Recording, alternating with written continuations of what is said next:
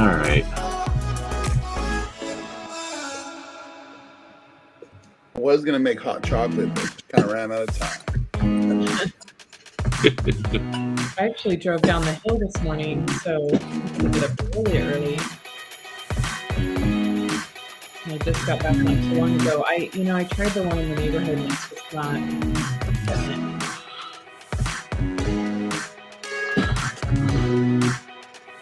When that other coffee shop opens up the part right, I might be a little bit better off, but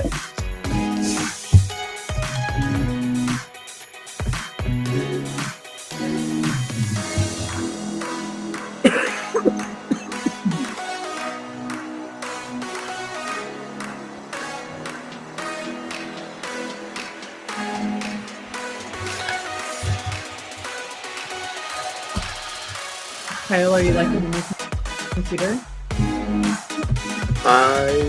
It's good. I wish it was touchscreen. You wish it was?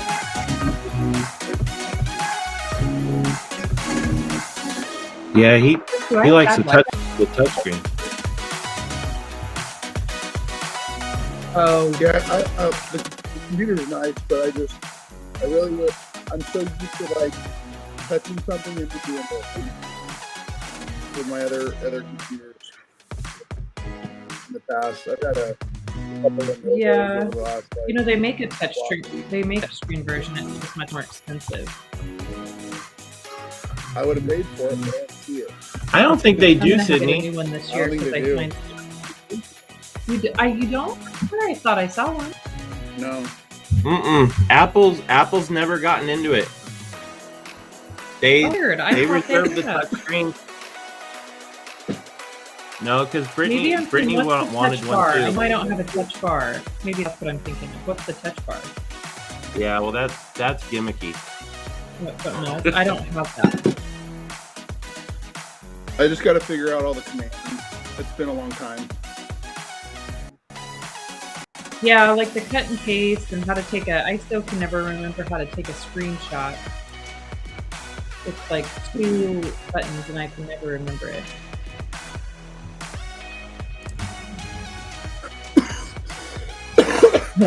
Good. Chris, what's my Wi-Fi thing? I can't find it on my phone.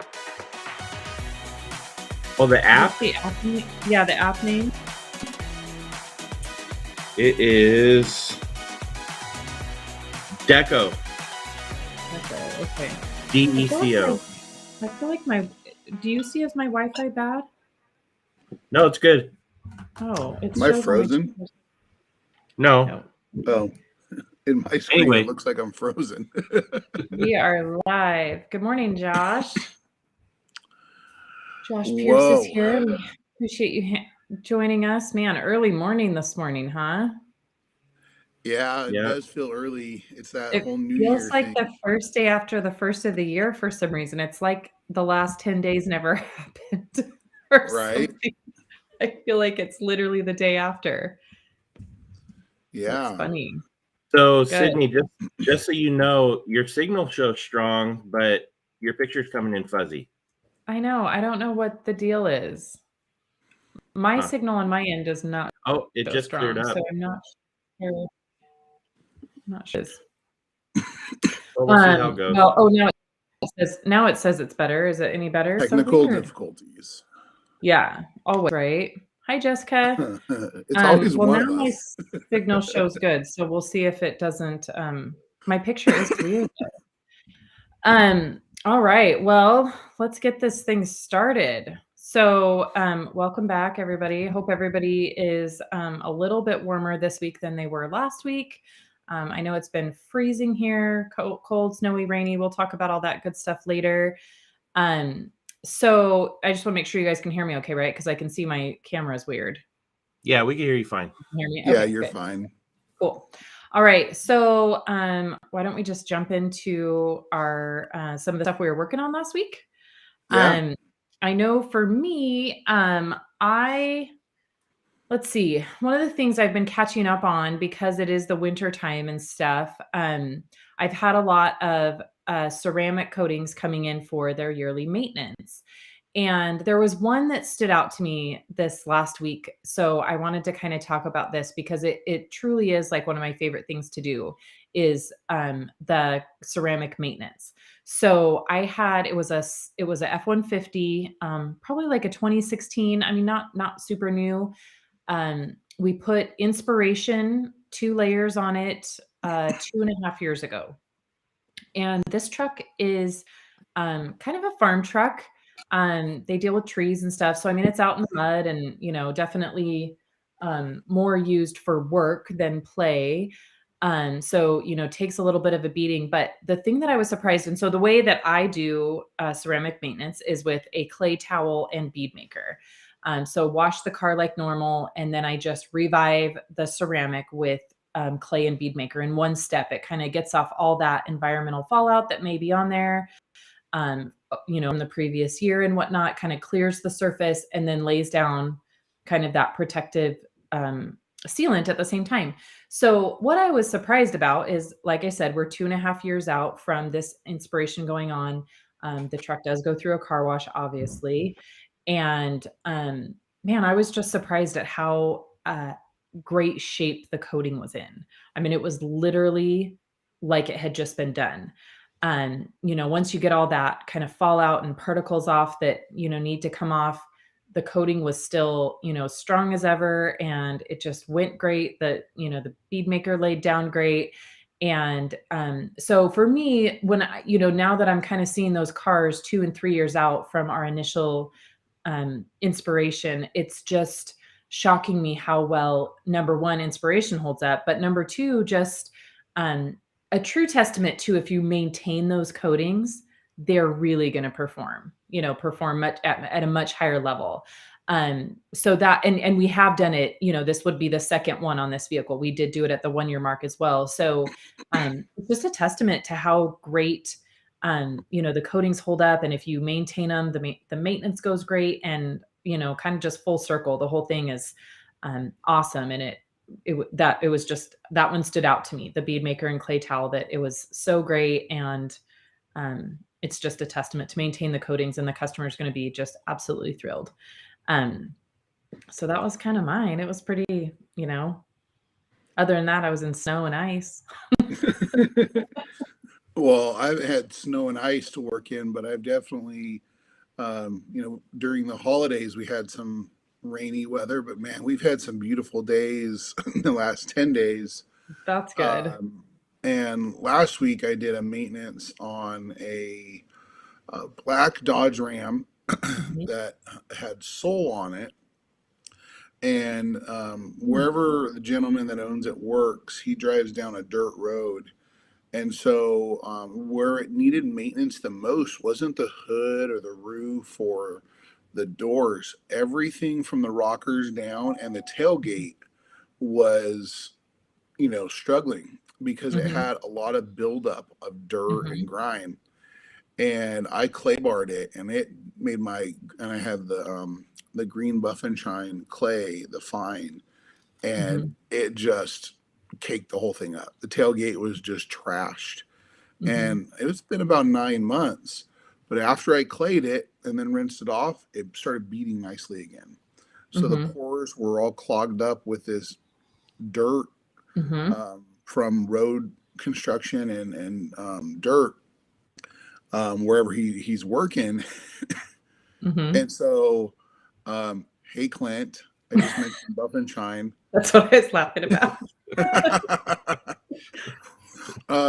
That's a great clay bar, by the way. It was fun developing it with Buff and Shine. But then I bead makered it, and I did it in a different way. So I rinsed it all off, and then I took out my foam cannon that I always have full of bead maker. I have 2 foam cannons, and I bead cannoned the entire truck. I let it sit for about 15 seconds. I kind of give it another mist of bead maker again, and then let it sit for another 10, 15 seconds. And I rinsed it off, and we blew it dry, and it was super hydrophobic again. And that's how I maintained this particular truck. We went through the bead cannon method. I love doing vehicles that are in good shape that way. I can totally tell the beading increases. And so maintaining a coating, I'll say I plan on doing some maintenance on my own truck. I've noticed my hood and roof on my truck, because it sits in the sun all the time, are starting to slow down in their water beading. The water, what do we call that? The repellency? The water show. Oh, the water show. Yeah. The water show is not happening like it used to. Yeah. So I need to take a little ultra coat polish, and I want to reset the hood and the roof and do a maintenance on my truck. Yeah. But other than that, for the last 10 days or so since New Year's, I've been doing a lot of work at my more commercial accounts. I have a place where I do a lot of brand new fire trucks before they get delivered, and make sure that they're dialed in, because firefighters are very picky, especially when they get a brand new, $1 million or $500,000 rig. Yeah. So I've had a lot of those, a lot of brand new RVs, a lot of airplanes, and then throughout those, regular maintenance of vehicles that we've coated. I haven't done any normal details in the last few weeks. It's all been maintenance of coatings and or coatings. So yeah. So I have a question for you, because this came up last night. So I thought, I'm going to ask Kyle this tomorrow. So Delaney, who's my 16-year-old daughter, she follows you on TikTok. She loves your TikToks. So she had a question, which I thought was really good, because it pointed out two things. One, people don't always read the captions. And it was a great question. So your most recent TikTok, you were with, it was a white Tesla, right? I believe. It's a white Porsche. Yeah, white Porsche. Okay. Yeah. So you were at the front, you were using steam, and you were blowing out the cracks of the steamer. And it looked really cool. But her 16-year-old self said to me, why in the world would Kyle be taking the time to be steaming out the cracks of a car? What's Kyle doing? Right. She did not read the captions, mind you, but I thought it was good, because not everybody would realize, even with the caption, what exactly you were doing. So I thought this was a great opportunity to, one, remind everybody to follow us on TikTok. We also have a PNS Detailed Products TikTok, so make sure you follow that. But so real quick, Kyle, tell us, why would you blow out the cracks with steam? Because it does seem a little bit over the top. Usually I don't do that on brand new cars. But this received like 3 steps of correction. I went at it heavy, because it was a 2015 Porsche that was getting clear broad, and it was just hammered. Yeah. So a lot of compounding went into it. And I wanted to make sure not only that the compound was all removed from around the headlight bezels and the bumpers where the panels meet, but that vehicle is, it's 2015, 7 years old now. So it needed to be thoroughly cleaned, because my paint protection film installer was going to do PPF on the entire car. Yeah. So I wanted to make sure that when he started cleaning it, that no debris floated out of the cracks, and got behind the film and made it look bad. Because, as detailers, we learn our lessons, and that happened before in the past when we do clear bra on vehicles that have had some road time. And that front bumper was repainted at one time, and so who knows what was in there. But I was just trying to get the best results and prep the car for him for easy install. Yeah, that's one thing I really like doing for my PPF installer, even to the point where we did a new Mercedes S580, really pretty car. Oh, there it is. Thanks, Chris. Trying to see if I can get it to work. There's my TikTok. Sydney and I both have TikToks, and then we have a PNS TikTok. And I was just making sure it was dialed in, and there wasn't much debris coming out in that section, but around the mirror there was a lot more debris coming out. So this got a full body PPF. Mhm. And the guy was very, very particular. And I Mhm. wanted to make sure that every opportunity for quality was taken. And I had the Yeah. time. You Yeah. know, it was right before the holidays, and I had a little, why not? I wasn't in a rush that day. So Yeah. what does it say? And I We did know this. for me yeah, and I know for me too, There you I'm go. sure you're the same, but I always like my PPF guys to always roll the edges, right? I don't like any Yeah. straight cuts, and so that's the other reason why that's really important is to make sure there's no sand or debris in there, because eventually over time, if you guys think about like your phone screen, if you leave even just a pebble of dust, over time it's gonna lift that film, and I see that all the time come in, obviously from other shops, prior PPF.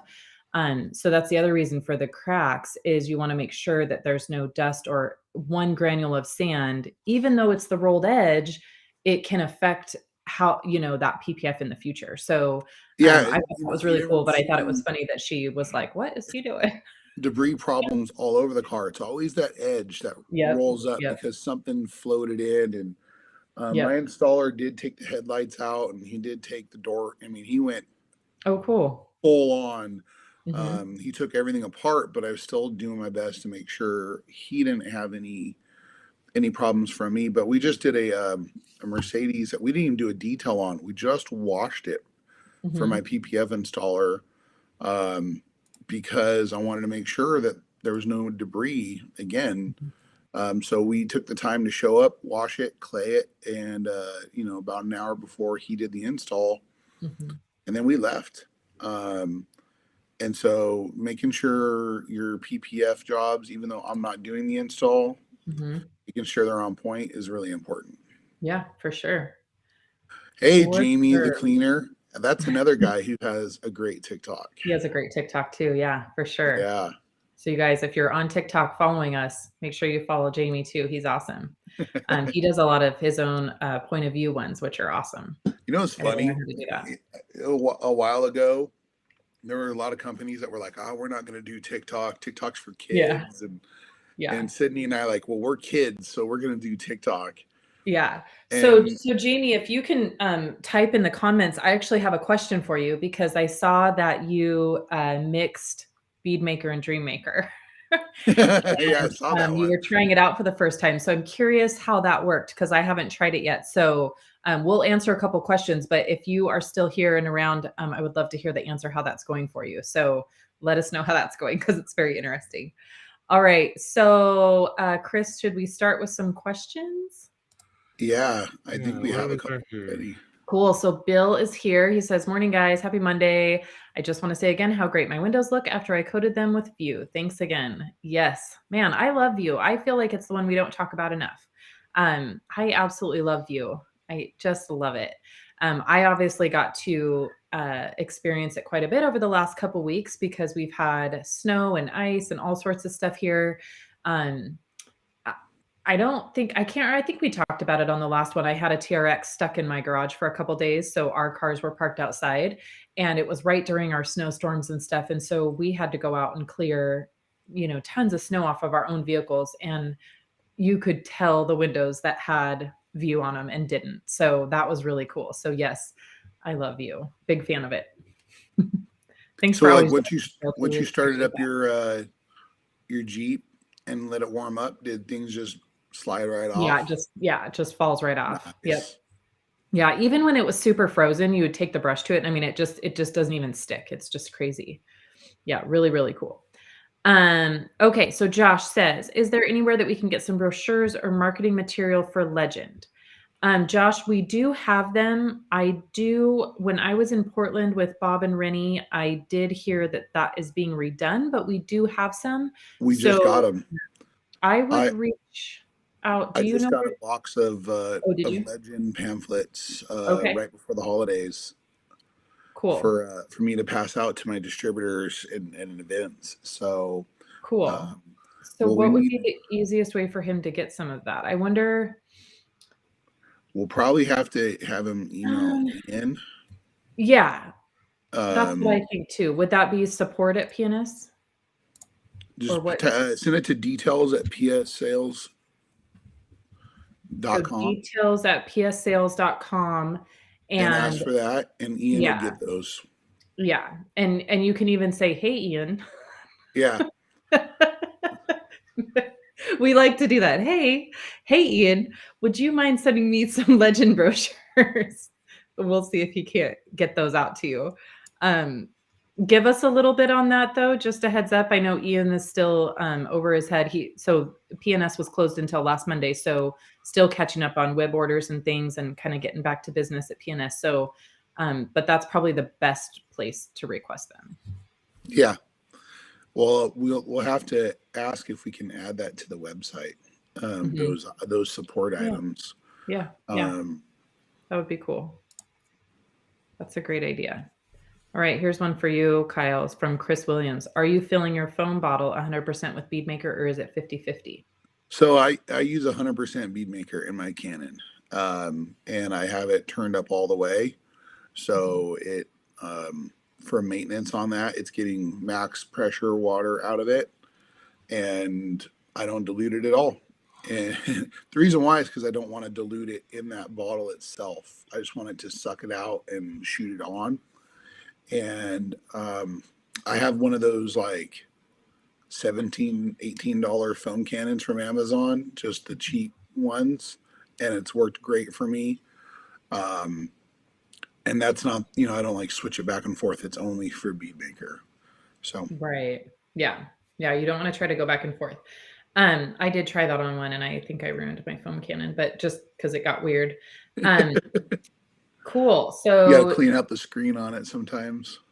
Good deal. Chris said, thank you. Cleaning a foam cannon now. Awesome. Okay. So next up, we've got Michael says, I have a couple double layer legend with sole topped coatings scheduled for next month. What would be the best course of action for me to recommend to my customers to maintain product and process wise? I have already talked to them about pearl shampoo and no rinse, and it cuts off. So 3 layers of coating. Make sure you're charging a lot of money. Yeah. That's a lot of coating. That's a lot of coating. Yep. Yeah. Well, after you do that, if that's what you sold them on, that's awesome. You could do a layer and sole, or do the 2 layers and sole. Either way, you're going to have amazing shine and results.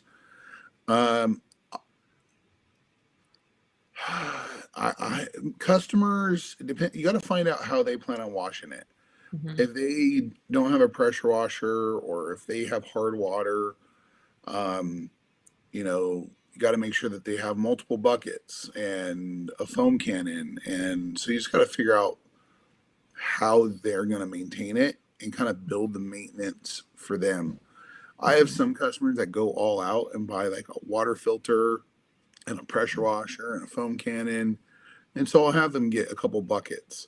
But then I have people that are just going to use a garden hose and not use a garden hose foamer.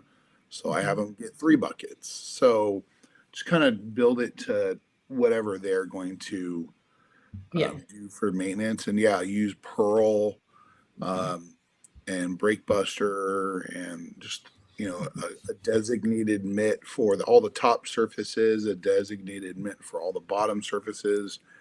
And if you need, we do have stickers available to add to put on buckets for your customers, so they know which ones the rinse, the wash, and the wheels, to help them separate that. Yeah. And I'm pretty much the same. I do spend a lot of time at the end of when they come to pick up their vehicle that's just been coated. I spend a lot of time on education. And like Kyle said, I just kind of go through with them kind of what their abilities are going to be. I definitely don't set somebody up that is never going to wash their own car. I don't set them up for failure and let them think that that's the only way. There's going to be different levels of care. And so we just adjust to that. I also adjust the coating that we choose to how they're going to care for it. And so I always let them know, of course, hand washing is the best, but there's going to be some people that just aren't going to do that. So, I let them know, okay, if you are going to use a car wash, here's the ones that I'd like you to use. And I let them know which ones, I'm comfortable with the vehicles going through. And part of that, I think, is, really kind of studying the local car washes in your area. Because you can have the biggest, baddest, most expensive car wash, and if they're not changing their filters and maintaining their equipment, it doesn't mean anything. Then you can also have the cheapest, oldest buildings that, are great about maintaining it, and they're going to be fine. So for me, I've just done a lot of, and I'm really against car washes, but I knew that I had to become educated on them and figure out which ones were the lesser of the evils, I guess I would say. And so I just talked to my customers about that. And if there's just some I know are going to go through the car wash, and that's fine. I don't have the time to wash and maintain all of my customers' vehicles. There's no way. There is a couple people that, my daughter took over my wash business. She does a couple of them. So that works out fine. But pretty much I just really spend a lot of time on education and explain, if they are going to use a car wash weekly, then maybe we bump that ceramic maintenance to up every 6 months rather than once a year. And they're fine with that. So, when I educate them on, getting the most out of their coating, they'll do what I suggest. So I just suggest, coming in at the 6-month mark or the 8-month mark, just to remove some of that, possible leftover debris from the car wash and things like that. So really it's just educating and helping them understand how to take care of their car where they don't feel like they're failing. That's the biggest thing. You don't want them to feel bad. You don't want them to feel bad about telling you how often they go to the car wash and things like that. So, and then if they are going to be maintaining it themselves, then of course I set them up with all the right, you know, products and things to take care of it. Always make sure TrueView, Express Interior, Brake Buster, Pearl, some towels, good towels make all the difference. So Even a little Epic for Yeah. maintaining it Yep. between. Yep. Yeah, I usually always get them paint gloss too. That's a big one just because, I use that so much, and, vacuum spray and yeah, waterless wash, and Epic is great. So yeah, I just spend a lot of time just talking to them, getting to know them, and kind of how they're going to be taking care of their vehicle. It's definitely not one size fits all. Definitely not. I mean, every customer may end up with a different bundle and a different plan, but you have to set them up for success so that they love the coating and they love whatever their care regimen is. So that's the biggest thing I found. Is I had a couple people, this was probably 4 years ago when I started doing coatings, that they would feel like they failed, and they were like, "Oh, I just can't take care of it. I don't want to do another car. I just can't take care of it." And you don't want to set them up for that. You just adjust moving forward, how you're going to help them care for the car. One thing I don't like doing with coatings is scaring people. Yeah. I don't want to scare people like, hey, if you don't take care of it right, you're going to ruin it. Well, then what do Right. they pay for? Yeah. And I know Sydney and I have both discussed other brands of coatings that we've used in the past. And that's one reason we like Inspiration and Legend, Yeah. is its durability and it holds up to that. Mm-hmm. But I take a relaxed approach. I'm like, hey, this is how you need to take care of it. Don't put a wax on it. Don't, Right. no paste wax. This product is the maintenance product. For Bead Maker, you can wash it with Pearl soap. It's pH balanced. Use a couple buckets. Just make sure you're not rubbing dirt in the paint. Yeah. But I try and make it a little easier. What I hate is when I've had people in the past call me and say, hey, had my car coated by someone years ago, and I'm really scared. Will you come out and wash it? I'm like, well, no, I don't do washes. Well, we do have a different package for that. But let me help you. And then I've sold them some products, but I don't like when detailers scare their customers. Applying a ceramic coating is not rocket science, but it is. I mean, when you apply it, there's a certain way to do it. A lot of people can't do it. But at the same time, I wouldn't want to scare someone either, that they couldn't put on a coating. Yep. Yeah.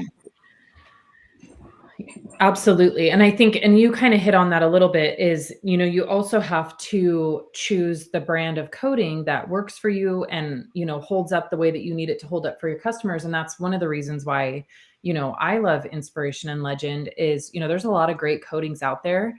But for me, where I'm at, I need that coating to be able to go through a car wash, just plain and simple. There's a lot of great ones out there, but for me, the tipping point is it's got to be able to go through the car wash. And both Inspiration and Legend just hold up really, really nicely, especially if you're kind of pre-vetting those car washes. They do a great job, and I need that for my customers because I don't have time to maintain their vehicles. It's Michael. I love how he's already, sold them on that and made them aware of that and wants to maintain it.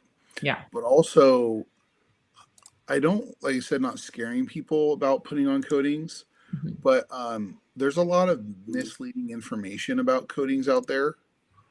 And what I would be scared of is someone thinking that their coating is going to protect their black car no matter what. Right. They said it'll never scratch again. There'll never be swirls. And that's just not the case. And so as long as you're, kind of pre-warning them in a nice way, that they're going to scratch it if they take it to the car wash. It's okay. We can fix it. And exactly. And that's my favorite thing to tell my customers is that, hey, the coating's not going to prevent scratches, but what's going to happen is that scratching and marring is going to be in the coating. So that coating becomes our sacrificial layer, and it's really easy to fix. So I just let them know that, like, hey, if we get scratches and marring, no problem. We'll just do more of an extended, maintenance coating. It may be, we may polish it with ultra coat polish or something like that. And that's fine. It's giving us those protections from the elements, and it's giving us a sacrificial layer, because what we don't want is them going into the car wash and continuing to mar up their clear coat, which is much harder to fix than the coating. So, absolutely. That's the best thing to say is, it's still going to scratch in the car wash, but it's fine because we can fix it. And just kind of act like it's no big deal. Super easy to fix. William, Laura, thank you. Good morning, William. Good morning. Thank you for that. Sydney's awesome. I am sometimes. Thanks, Kyle's always awesome. Too funny. Okay, so back to Jamie. He said, I have used on 2 vehicles and it works like a dream. Slickness and gloss off the charts, anti-static abilities on point. Definitely give it a try. It's about a 10-to-1 mix. So he's doing 10 parts Bead Maker, 1 part Dream Maker. Okay, I'm going to totally try that. Jamie, what are you going to call it, dude? We got to give it a name. So he says the origins of the story is that Dream Maker sprayer pooped out on me. That's not surprising. And just mixed the last bit straight into the Bead Maker. And he has no regrets. I regret nothing. That's awesome. That's awesome. I'm going to have to try that. A dreamy Bead Maker. I wonder what it smells like. Because they both smell so, I guess it's mango and watermelon, right? Yeah. Yeah. Dave, I hope you're listening. Yeah. Hey, Dave. I'm going to have to try that. Very cool. Can't wait. Okay, so Cynthia, I really struggle with tire bloom and the proper steps to maximize cleaning and minimize multiple scrubbing steps. Any process recommendations? So for me, I've tried, Cynthia, I've tried to figure out how to not have to scrub tires. And I haven't been very successful in it. So, and I'll let Kyle talk about it. So I just use a stiff bristle brush and I just have to scrub.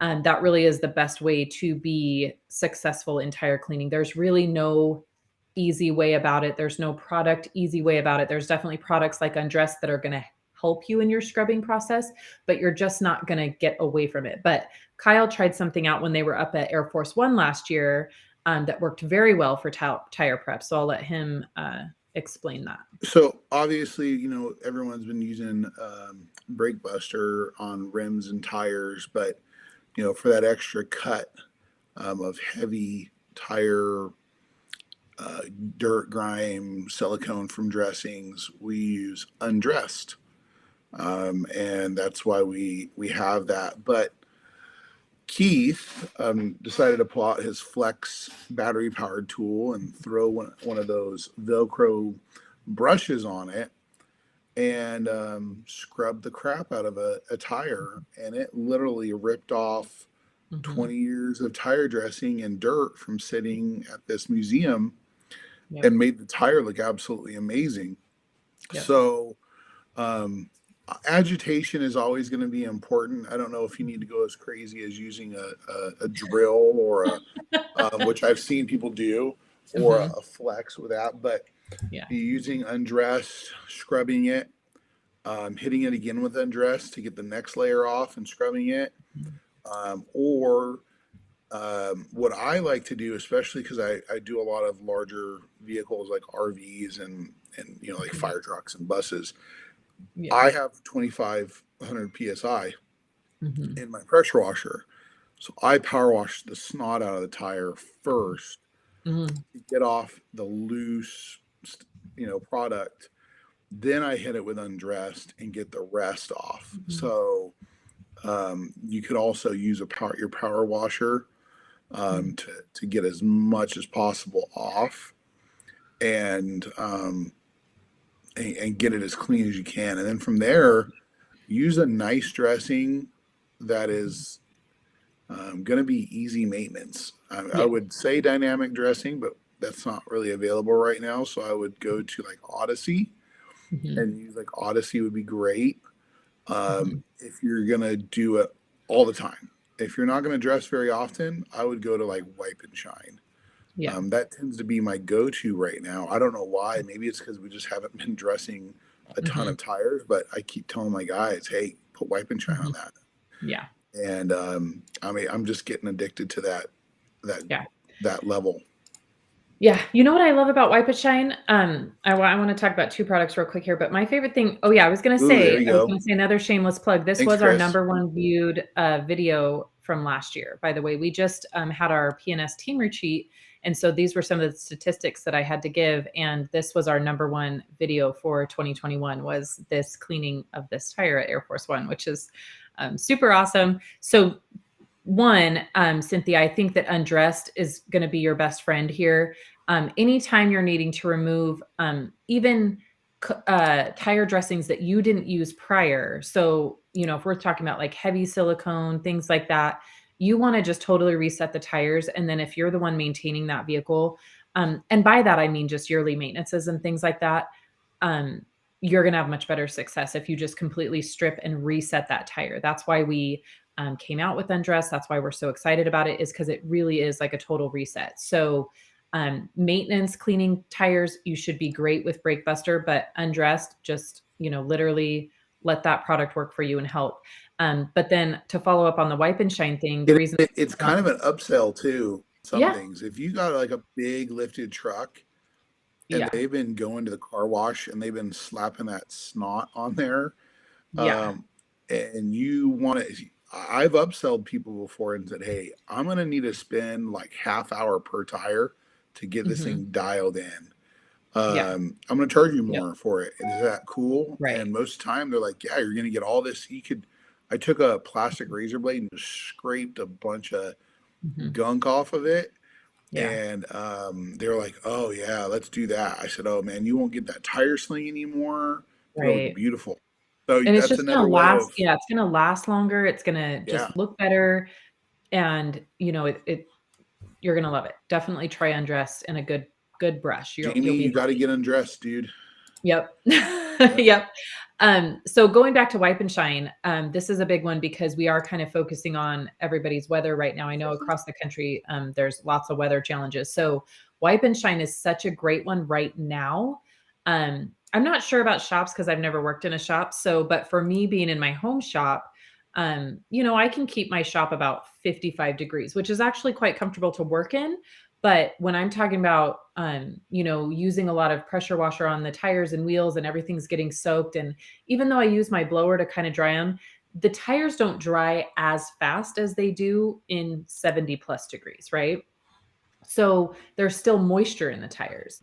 And Wipe and Shine is such a great dressing because you can apply it when the tire's wet. So that's just one of the reasons why I'm grabbing Wipe and Shine a lot right now, is because when I'm ready to put the tire shine on, the tires are still a little bit damp or they're fully wet. So I love that about Wipe and Shine is that you can put it on wet or dry tires. So I just wanted to point that out in case anybody else struggles with that. Because some of the other ones, they do okay, but it's a little bit more of a cleanup during the process. So Wipe and Shine is awesome. Then I did see if we want to go straight into this, there was another tire dressing. Oh, is there? Yeah. What do you use to put the tire, Michael Miller? What do you use? So Michael says, it was his one after that, but it's fine. We can start on this one. No, I'll go to it first. Okay. We'll go back to that. Okay. So what do you use to put tire shine on? What kind of applicator? This is a great question because I'm kind of all over the place with what I use. So Me too. I use a brush with Wipe and Shine. So just a regular, what do they call that? The flag tip tire brush. It's a body I like brush. The green, I like the green bristle one or the salt and pepper. Both of those are great. Yeah. So I do have a dedicated brush for each different type of tire dressing. So I don't mix my dressings on my brush. So I have one for Odyssey and one for Wipe and Shine. And then my Odyssey, I spray on with a air gun, which is pretty cool. I love Odyssey through an air gun. It's awesome. And then Wipe and Shine, I put on with a brush. Dynamic, I used to just spray it on. Loved it. You're about to cry. It was easy to clean up. Love Dynamic. Maybe someday it'll be back. So, yeah. And then Kyle, how do you put them on? Same. So I used to spray Dynamic straight on the whole rim and the tire and just let it dry and then end it in. But I use the same. I use the green brushes. I have two of them. I have a short one for cars and I have a long one for like RVs because bigger tire just want more maybe force. I don't know why. We just did. And then I have an old applicator, a coating applicator, and I use that for my Wipe and Shine. I like using that applicator for Wipe and Shine, mainly because if I'm doing Wipe and Shine, a lot of the cars we do are low profile tires. Yeah. And I like the applicator for the low profile tires because I can I can control it. And if I'm doing Wipe and Shine, I usually have to pull the car forward, a foot or two to get that edge. Anyways, and I don't want to have a big brush. So yeah, I kind of have three methods for it. One thing I used to do with Dynamic, I used to spray the rims, the tires, and everything, and let it dry. And then I come with the leaf blower, and I would just blow the tire and the rim and let it just push into all the tight spots. Yeah. Before I would blend it in. So yeah. And I forgot about that because I have a new tool that is becoming one of my favorites that I want to mention for tire dressing. So same, like Kyle was saying, on low profile tires, you don't necessarily want to use the brush because you could end up, brushing a bunch on the I know what you're talking about and things like that. And so the Ian from Autofiber has a new tire saver applicator. So it's kind of like a yellow brick, and then it has this cool finger like microfiber application material on the edge of it, and it works really good. Yeah, really good. I gotta order that. Yes, it is very cool. So it's quickly becoming one of my favorites. So check that out too. I think it's called the Tire Saver Applicator. Very cool. Very, very cool. Let's see if I can find that one real quick. I think I got it. It's like yellow. I think I saw it. You told me about it before. Yeah. I love it because you know what it does is it becomes seasoned like the brushes. The applicators that I kind of struggle with the applicators because I feel like sometimes the material like runs off. And so this one like more soaks in and leaves it in the applicator to apply to the tire. So I just like it because it kind of becomes seasoned like the brushes, and then you don't have to use as much. And, it fits in, the edges go around, that lip on those low profile tires where it, angles in from the tire to the wheel. You can fit it in there real nice. And yeah, those things are cool. And they don't wear out and you don't wash them. So again, I ordered the 2-pack and I have one for Wipe and Shine and one for Odyssey to kind of clean Odyssey up. And those things are cool. Really, really cool. I like it. I'm going to have to try it. Yeah, I love it. I love it. All right. So Weaver Details says, when you're polishing a coating for removal, how do you know when it's completely removed? You don't really. It depends. Like if you're polishing off sole or some of the other brands that are top coat type coatings, Yeah, you're gonna get it off. you're gonna get it off. Yeah, you're pretty easy with a Mhm. foam pad and a light cut and a polish. Mhm. Taking something like Legend off or 9H or Ultra from G Technique or some of the IGL coatings, you may not get it all off. There's no way to Mhm. know. You're not going to visually see it like you would be going, like if you're going to burn through clear coat, Right. where it just Yeah. becomes a ring. Yeah. You're just going to have, what I would do is don't worry about getting the coating off. Cause like I said Mhm. before, earlier, I'm going to recoat my hood. My Mhm. hood has like 3 different coatings on it. Mhm. And I've just compounded the snot out of it, got every Mhm. flaw out that I wanted gone, spots or scratches, whatever, swirls. And then I went Yeah. to the next coating. As long as you're braiding it down to the point where you're happy with the defect removal, Right. um, you'll be fine to recoat it. Mhm. Um, it's the defects we want gone. So Right. Yeah. Yep. Yeah, and that's for me, if I've ever, had to change a coating for a customer or, even myself, I have a new Jeep and it came with that, permaplate on it, which I don't even think is really a ceramic coating. I think it's a resin coating. And, I haven't done it yet, but I've played with a couple panels and that's exactly what Kyle said. I just need to take it down to a point where the defect removal I'm comfortable with. And then, with the compound and polish that I've been using, it's opened up the pores. The new coating's going to bond just fine. And, you just move forward. So as long as your defect removal is to the point you want to be, if somebody came in with a microscope, you may not have an even removal, but it's fine. You're going to be fine. And then, yeah, if it's a simple coating, or even if that coating is, years old, it's going to come off just fine. So, just get it to visually where you want it to be and then recoat it. You'll be good. Cool. Next up, we have Michael. Is it hard to apply View? I've never coated a car before and want to try it. So View is the window coating that we do with the paint. I love it. It could not be easier. There's several videos. I think I saw Chris sent you the link, but there's a great video that we shot at the Rag Company when View came out. It's super easy, super, super easy. I know there's I think there's a short video on our TikTok as well that we filmed at Monterey this year. It is probably the easiest coating that we have to put on. The biggest thing you want to remember is always 2 layers. Don't ever try to do one. Not that it's going to hurt anything, but you're just not going to see the benefits of it like you would with 2. We say that first layer is kind of giving the bond with the glass, and then the second layer is the true coating. So that's why you always want 2 layers, 45 minutes in between. It has great feedback for the application, so you're going to know right when you need to take it off. The other thing is it does have kind of an extended working time. I mean, you can wipe it off anywhere from 15 seconds to a minute, and it's not going to dry on you. So you've got working time, which is nice.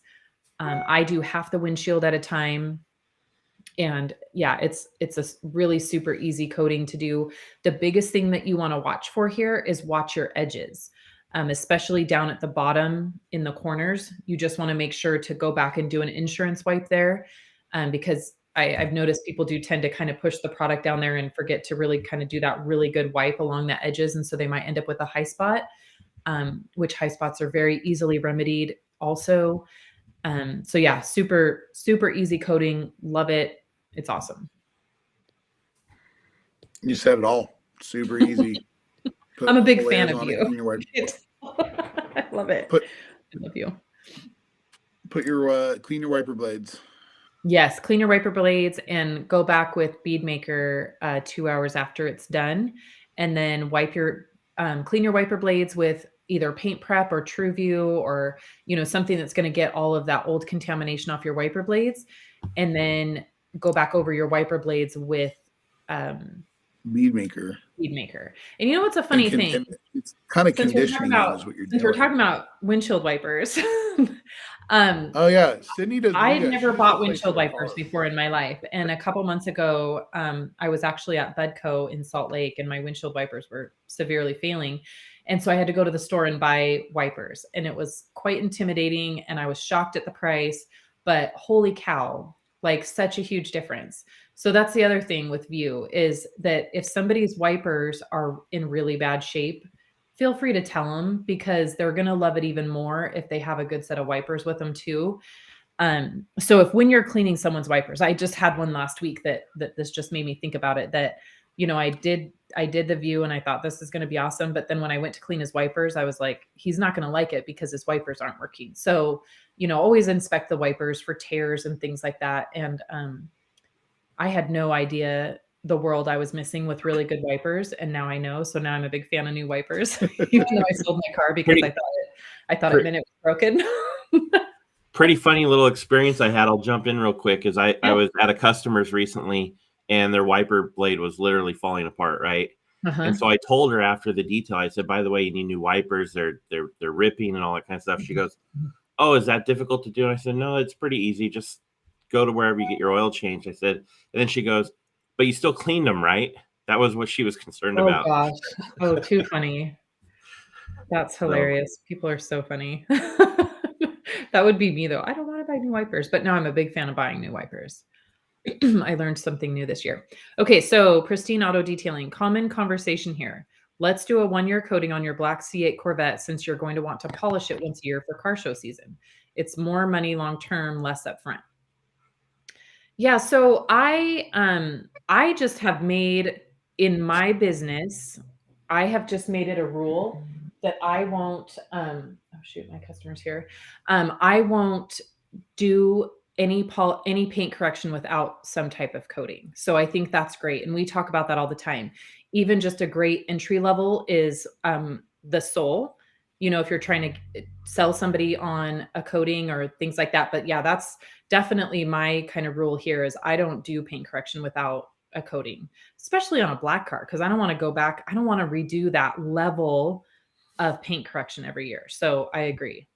Definitely. You want to go get the keys and I'll tell him my perspective on this? Yeah, let me see if he thinks he's just parking and leaving. If he thinks he's just parking and leaving, but if he comes to the door, I'll have to go out there. So he's early. I've had this happen with Corvettes and with other black vehicles. I had one recently with a black Ram truck, and they didn't have the budget for it. And I said, basically, I'd rather just do a wash, clay, and wax, and then when you got the money, let's do the correction and the coating, because they still want to do it. And the truck was thrashed and it was brand new. So it needed a full correction. But he was like, well, I'll get the coating or I'll get the correction. I don't want to pay for both. I really didn't want to do it. I didn't want to coat on top of thrashed brand new black paint. Yeah. And I didn't want to do a correction. And I said, look, you're going to spend $1,200 correcting this whole truck. Yeah. And then we're just going to put a wax on it. You're not going to love it. Right.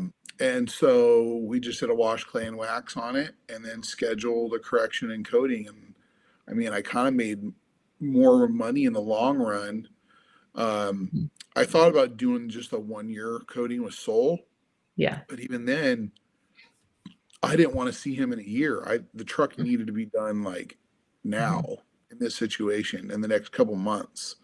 Yeah. So I'll follow up on that later and let you know how that goes. But if the vehicle's paint's really good, that's what I'm getting at. Then go ahead and you can do the 1-year coating and sell them on the long-term one later. But this was not paint ready to be coated, nowhere near it. Even though it was brand new off the lot. Yeah. Yeah. So I think that's great. And especially because you mentioned car show season, we know that most likely he's going to sit there during all those shows and be wiping it down. So, you definitely don't want to do the correction without the coating. And to be honest, and then I see that he says later he hasn't tried Sol, but definitely needs to for these types of jobs. So definitely try it, because here's the deal with Sol. I can apply Sol to an entire vehicle faster than I can a really good coat of Bead Maker.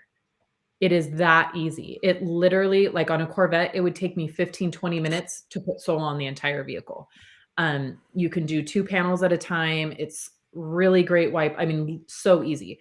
It's so much better for me. I have not found including Bead Maker and SiO2 spray, nothing that goes on as easy and as fast as Sol. And then they're getting a full, a real coating, albeit that it's only going to last them, at least probably on a show car, it's going to last for sure a year. But you want that layer of protection, because that if he's taking it to car shows, he's going to be wiping it down with who knows what at every show, how many times, right? I run a car show, and I know I see those guys out there with those black cars, and they wipe them down, 20 times in one day. So you definitely want that protection on there. So I definitely suggest trying Sol. I think you'll really love it. And it looks amazing, right? It's the glow. Yeah, and the it's pop going to look great. Absolutely amazing. Yeah. And then have him maintain it with just Bead Maker. Give that black paint, it'll make it deeper and richer. But the other thing that you have to decide on is this person going to go to that car show and say, I had my car ceramic coated and pristine detailing did it. And then he's out there scratching the heck out of it, right? Wiping it down. Right. Are you going to look good to everyone? Or do you stop the guy and say, hey, I'm putting my name on this vehicle. You're going to tell everybody that, we did the correction and the coating on it. We need to correct and code this and do it the right way. Yeah. So you have a couple different choices there to make depending on the customer. Yeah. Yeah. I mean, for sure, obviously on a black C8, I would definitely try to bump them up to Inspiration just because of the durability. But definitely some type of coating that would definitely better. You don't want to keep correcting black every year, and especially GM black. No. All right. So I know I've seen a lot of questions, and now I can't remember some of the other ones I saw. Michael, how do you figure out how much to charge people? I want to start detailing cars, and I don't know what to charge, but don't want to charge too little. So I think probably the best answer on this one is to check your local market, because, like even my market is very different from Kyle's. He's in the, LA area of California. Services cost a lot more there than they do in Boise, Idaho. So check your local market, and then, and maybe Chris, you can jump in here too. I think that I'm pretty passionate about education and having justification for your prices. And so, we obviously want to see everybody be very successful in their detailing businesses and, make a nice lifestyle for themselves. But you're going to have to start with education and setting yourself apart from the other detailers in your area, and then charging, a good price for those services where you're comfortable, you're having a successful business, your customers are getting a good result. And, so a lot of that, I really encourage you to start with education so that you can justify the prices that you're charging and set yourself apart from the other detailers in your area. Yeah, that's a really good point. And the other thing that the education will benefit you on is you could start meeting some other detailers, and you guys could have those conversations, figure out what guys are charging people. I do like to recommend, especially to new detailers, that they shoot for usually a minimum of about an average of $50 an hour. That's gonna cover your time, make it worthwhile, so you're not burning yourself out, and then cover your expenses too. Of course, guys like Kyle need to get that number up there quite a bit more, right, Kyle? But yeah, I have 2 employees right now that are getting the van ready for today, and they've been on the clock for 26 minutes now. I mean, that's actually what I've been messaging them, saying, hey, everything better be ready by the time I'm done with Bead Maker and coffee, because we're bouncing. Just letting them know. But yeah, there's different expenses. My run rate is going to be higher than most mobile guys. But there are shops and others that are going to be way higher than mine. And so you got to figure out what your product cost is, your market, like Sydney said. Are you going to be mobile? Are you going to set up a shop? Are you doing it out of the back of your Honda Civic, or are you buying a van? You buying a van, then you better be charging $75 to $100 an hour, because you've got a payment and insurance and tires and gas and oil changes. Your expenses go up. But that's a great thing to do. Going to training, PNS, we have trainings here at our PNS University. And we also are affiliated with Detailing Success. Getting involved in the International Detailing Association. We do meet and greets all over the place. And that's where you can network, connect with other detailers, and get to feel out pricing. There's an event coming up at the end of the month where all of us will be in Orlando, Florida. So I don't know where you're at. But the IDA has a huge presence there for education. Sydney and I are both speaking on, she's going to be talking about, I believe, having a at-home business, and how she set up her shop and runs her shop. And I'm talking about pricing for RVs and services for RVs.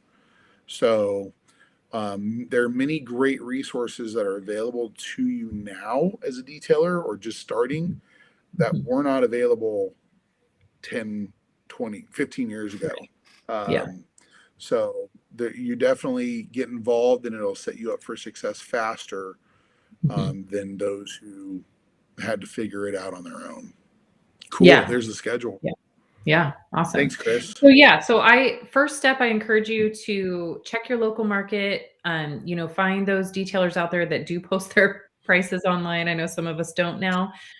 So kind of see what other guys are doing, and then figure out where you need to be and what steps you need to do to get there. And that'll be awesome. And, feel free along the lines to send us, questions through the Instagram page or through PNS, and we're happy to help you along that way. I know Chris would be happy to help you too if you have any training questions. So we definitely want to set people up for success. So, feel free to reach out if you want to chat with us more about that, for sure. All right, next one we've got. I like this question. Yeah, this is a good question. I'll let you take this on. So, any updates on a PNS Facebook group?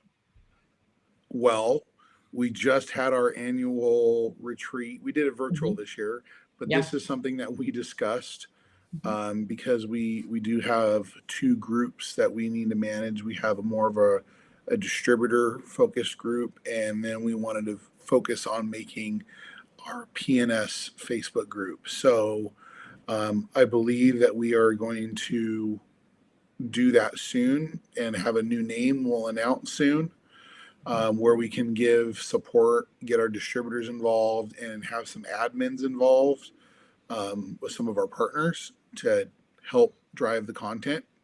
So keep an eye out for, did we decide on the name for this? Is that official? I mean, Chris had a great name for it. I like Chris's name. I hope you guys remembered, because I'm sitting here thinking, I don't remember. It was the Bead Maker Lounge. I love it. That's right. The PNS Bead Maker Lounge. Yeah. I love it. It's kind of a lounge on Facebook. It sounds great. So keep an eye out for that. We got that set up, and we'll start inviting people soon. We just had our meeting Thursday and Friday, so we have a lot to get done this week and in the next, coming months. But great question. Thank you. Yes. Does PNS have an all-in-one product for paint? So I'm assuming you mean an all-in-one, like compound polish, or all-in-one. We have a couple of them. We have a couple of them. Do you want to take the favorite? Our favorite.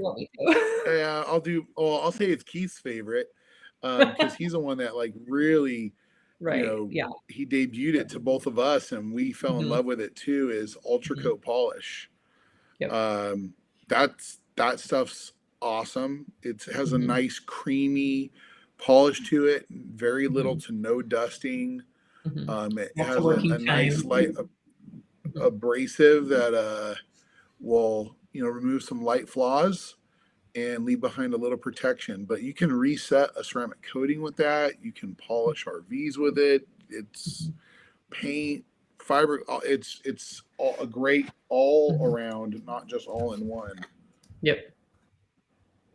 It's awesome. And it's awesome. And I know a lot of guys out there use the process of removing the all-in-one polishes with the bead maker. And it works great on ultra coat polish as well to use, while you've, corrected the paint with ultra coat polish. And then before you wipe it off, you spritz it with bead maker. That actually works really, really well. I love that process. And like Kyle said, my favorite thing for this is to reset a ceramic coating. So on defects or things that are too tough for Envy to tackle, ultra coat polish is awesome. And I can only give experience on Inspiration or Legend, but it does not compromise the coating at all. Meaning the abrasives aren't aggressive enough that they're going to remove the coating, but they do definitely, fix the defects and stuff. So I had, just a quick story. I had a Range Rover or a Land Rover LR4 a couple weeks ago that had Inspiration on it, and a cat with who knows what on its feet had walked across the hood. Definitely left the imprints in the coating that, the clay towel didn't take off. And I just buzzed the hood with ultra coat polish and wiped it down. The coating still was 100%. All the marks were gone. It looked fantastic. It could not have been easier. And it's something that I think normally detailers would freak out if they saw that. And I knew right away that I had the tool to fix it. And it was amazing. I love ultra coat polish. And then the second all-in-one we have is the Playmaker all-in-one, which is in the Pro Series. Playmaker is an all-in-one polish, and it has Bead Maker infused in it. So this one, it's a great polish as well, kind of for those all-in-ones where you're planning on just, doing it and leaving it, because it's kind of got that sealant built in. Playmaker is a little bit, it's not quite as, it's a little bit thicker than ultra coat polish. But it does probably the same level. And also, what I find I was going to say it does about the same level of correction, but what's funny is I like to have both of them because on certain paints, Playmaker works better. And on certain paints, ultra coat polish works better. So I do side by sides with them, and it's not always the same answer of what product's better. So, I like to have both of them, but Playmaker is, I would say, maybe a little bit more aggressive.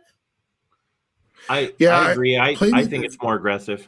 Yeah, it's going to be more aggressive. It's going to be like it's an all-in-one, but you're removing more defects. Right. And ultra coat is more like an all-in-one where you're cleansing the paint and leaving behind protection. Yeah. So that's kind of for sure where I feel with it. And Playmaker, believe it or not, it's been around a few years now, and it's gone through some very subtle updates over time. And the Playmaker that's out right now is definitely a huge improvement, and it's just so nice that I find myself going for it pretty often. I don't do a lot of all-in-one stuff because I'm coating more now. Yeah. But especially if I'm gonna do a correction and then coat, I don't want to use it and then coat on top of it. Right. And that's what I was going to say too about Playmakers. I would not use that to correct ceramic. The only time you would do that, I just think that it probably, you'd obviously still be using paint prep, but it's going to be more aggressive. So unless you're planning on either recoating or using Sol as a topper, I would not use it to correct a coating unless you need kind of something more aggressive, which then in that case, if I need something more aggressive, I'm just going to use, deep finish and paint prep and recoat. So, well, we got to blow through a couple of these. We're getting close to the end. Yeah. Any great way to promote ceramic coating glass? I did my wife's van, my car. I posted videos on the benefits. It's hard for me to sell. So, here's where I started to sell it the most when I was selling it as a standalone was on Jeeps and vehicles with kind of that completely vertical windshield. It makes a huge difference. You know, and I mean, I just here, and I think it's going to be area dependent as well. I think that it's probably, I would venture to say that it might be a little bit easier for me to sell the coatings versus California, because we have snow and ice and lots of rain and, you know, lots of gravel and granite in our air. And so, you know, there's lots of benefits to the glass coating that, you know, I can provide to my customers. And my customers here, we all get chips and broken windshields every year, and it sends our insurance rates through the roof. So when I explain the benefits and, you know, that kind of added layer of protection to the glass, and that it is a true glass coating, versus some of the spray-ons and wipe-ons like Rain-X and things like that, you know, my customers are all over it, mainly just because of the ease of use and that it kind of protects their glass and the clarity, you know. So I would just really study up on the benefits of it, and then tailor your enthusiasm for those to your area. You know, whatever benefit that glass coating provides that is going to tailor more to your customers, you know, focus on that. Because, like, for instance, the water repellency, I'm going to guess that's not how Kyle sells it because there's not a lot of water there. It's a right? harder sell down here in Mhm. California, where I usually sell it more this time of year, starting about October, November. Say, hey, we're going into the winter, because Mhm. Californians hate rain, even though we need it. Yeah. When it rains, it, you know, everything shuts down and everyone freaks out. But I can sell it pretty much from October to February.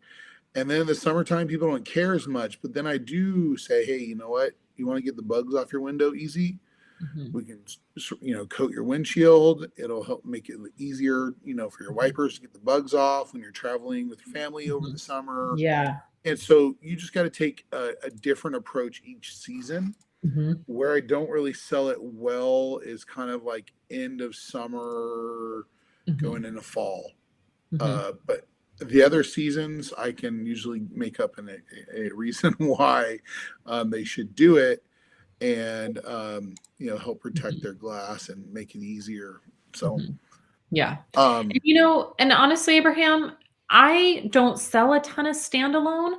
I either build it into my coating price, and when mhm, I quote them on the coating, you know, I let them know this is how much it is, and you're going to get, you know, your paint corrected, the, you know, this coating on your paint, and then I'm going to do the windshield and the glass. You know, you might say I'm going to do the back of your SUV window. I usually do the back if it's an SUV, and your wheels. And so you can either build that into your coating price, and then they're going to kind of learn to love the glass coating. Or the other thing I use it is I use it as a throw in. So, and even though that may be built into the price, you know, I still say, hey, you know, this month I'm giving, you know, you're getting, you know, a kind of a gift from me, as, you know, I'm going to coat your front windshield or something like that. So there's lots of ways to do it. Probably my biggest demographic where I sell it as a standalone is Jeep owners.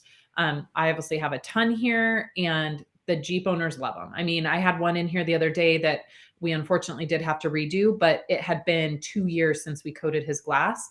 And it finally, you know, gave up. But he was like, this, I think it was a 2011 Jeep, but he was like, this is the longest I have had a windshield since I bought this Jeep. Usually he was breaking a windshield every 6 months or so. So, you know, he loved the coating. And so, yeah, no, I mean, my Jeep Nick owners will pay for it. Nick at Yep. Sticklers for Details said that Mhm. he has an upgrade of 75 for it, but Okay. if it's a standalone, it's 125. So you can add it to any package for 75, Yep. or it's 125 as a standalone, which I think that's really I think fair. that's awesome. Yeah. And it encourages people to Mhm. upgrade to that during the Yep. service, and not just, you know, Yeah. come in on its own. Yep. There was a question a little bit further down about I wanted to touch on Legend being a 5 or a 7 year, Oh, yeah. It's a great and question. so I don't think about coatings as years Mhm. anymore. After doing coatings for about Mhm. 10 years now, Mhm. um, there are a few vehicles that I have said, hey, this coating's going to last that long, and it's actually Mhm. lasted that long without Mhm. maintenance. you have to do maintenance to get it to those year selling points. So I tell people it can last this long with maintenance. Now with Legend, if you are not going to maintain it and just use it, and we have a friend who's a physicist, if you just apply it and just wash your car, you're going to get between 4 to 5 years, is where we're seeing with multiple layers of Legend. But if you want to get it past 5 and maintain it and get to that 7-ish, you need a coat of Legend or 2 coats, we recommend, or Legend with Soul, and then do a yearly or maybe every 18 months, depending on the customer. If it's my mom's car, I coated my mom's car when it was brand new in 2015. I haven't done anything besides wash it, and it beads like the day I did it. But her car's in the garage all the time. But I have customers that I have the same coating on that 3 years later it needed to be fully dialed back in. So it's all relative to where your customer works, where they leave the car. Do they leave it indoors, outdoors? Do they work near an airport or industrial area, or they park in a parking garage, during the day, by a freeway? There's many different areas where contamination can affect its performance and longevity. The coating is going to last that long. It may not perform that long. Yeah. And same answer for me. I don't like to focus on years. I give them kind of a general rule, very general. And I say, this is our mid-level or our high-level coating. And I'll say, I think given your car, how you live your life, or, when I go into it's going to be garaged, or it's just a show car on the weekends, or you run on a farm, so I take that all into account when I'm letting them know. And I say, I think we'll be able to get this many years out of this coating. But if we maintain it correctly, and I say, I'm always going to be honest when you're ready for a new coating. So back to when we started today, I was talking about that silver F-150, where normally we would say Inspiration's a 3-year coating. We're at 2.5 right now, and I'm nowhere near needing to replace that coating. And I'm going to be completely honest with my customer about that. So, I'll let him know, and I did let him know, hey, we might do one more maintenance, and then we're probably going to be closer to the 4-year mark. Now, I don't think that's generally, that happens all the time, but a lot of it all comes back to the care and the maintenance, where it's stored, and the substrate even, that's a huge thing too, is how good was the paint underneath it? Was it super thin? Was it super thick? Did it have a lot of clear coat? How did it bond? All of that's going to play into how long that coating lasts. So, again, I just kind of take it on a case by case basis and work within the, the general area of that. I have a great example of a case by case. I have a 2018 Honda Civic Type R. I just went and did its yearly maintenance last week. We did the bead cannon on it, but that vehicle has 4,000 miles on it, and it's a 2018. It is stored in the garage. He treats it as a show car. He treats it as an investment because it's actually gone up in value. And so that car literally beads water like it did the day before. We clayed it. I don't even know what we removed from the paint. The clay bar didn't do anything. All it was dusty. And so, that same car driven daily, not going to have the same results. So, customers are creatures of habit. They do different things. And that's the best way to explain it to them. And just so you maintain it. And I saw Rennie just commented to Handy Danny about a wash clay and Soul for about $350. Yeah, I think $350 is a good price on a small to medium sized car. On a big truck, you could get up to $500. We just did that the other day. But that's a great price range for you to start and make a good profit. And Soul, you can get 4 to 7 cars out of it, depending on how large the vehicles are. So Yeah, I know Cool. we need to do the bead. I'm going to do the bead cannon in action, but I want to do a really good video. I'm going to have to wait till we have our video guy around and we can make a quality video. I've done some little phone stuff, Jamie, but not like a well-produced one. All right, we've got to get like the last two questions. There was one a little bit further down. I can't remember what it was. Good questions today. Yeah. Let's see if Chris can grab another one. Okay, yeah, I saw this one. I mobile out of my SUV and looking to grow my small business other than headlight restoration. I think that's what Rennie was responding to, but what's an extra service that I can easily generate? So aside from coatings, what's another service that he can add to generate? Easily generate or generate. So that's the key word. Headlight restoration is time consuming. It can take hours, and then in my market, the most I can get is around $150 to do a set. There's guys that are doing it way less than that, so it's not something I focus on. I only do it when I'm adding it to an existing service. But you could do window coatings. Thanks, Samantha. Thanks for being on. That was a great suggestion. And I would even say the fabric coating, right? Exactly. That's one that we overlook a lot, and it's super easy, and you don't really need any extra tools. You need to make sure that you have the interior clean, of course, and the carpeting clean, but that's an easy one as an add-on service that is, highly profitable for the amount of work that you have to put into it. So if you're doing headlight restoration, and that's the majority of your business, then that means those cars have been out in the sun long enough to need headlight restoration. So you could do services like, one-step polish. You could use Ultra Coat or Playmaker. That's a easy generated, because it's a one-step means it's just a one step. Whatever comes out, comes out. You can do a test spot. You can show them the results, but you're not defect removing. It's not a paint correction. So you could spend, 5 to 10 minutes per panel and make another $200 to $400 and get great money.